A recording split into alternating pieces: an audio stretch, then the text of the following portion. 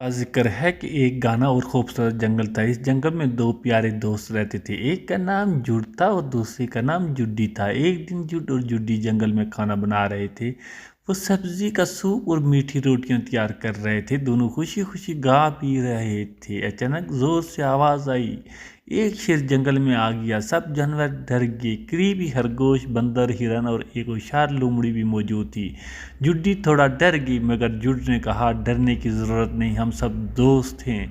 शेर ने कहा, मुझे भूख लगी हुई है। जुड्डी ने मुस्कुराकर कहा, आओ शेर भैया, हम सब शेयर करके खाते हैं। जुड ने सबको बराबर खाना खिलाया। लोमड़ी ने कहा, वो शेयरिंग बहुत अच्छी चीज़ है। खरगोश उछलने लगा, बंदर तालियां बजाने लगा और हिरन खुश हो गई। शेर ने खाना खाकर कहा, आज मैंने सीखा मिल बैठकर खाने से दोस्ती मजबूत होती है। आप मेरे चैनल को लाइक भी करें और सब्सक्राइब भी करें और बेल की घंटी भी ज़रूर बजाइएगा। Thank you.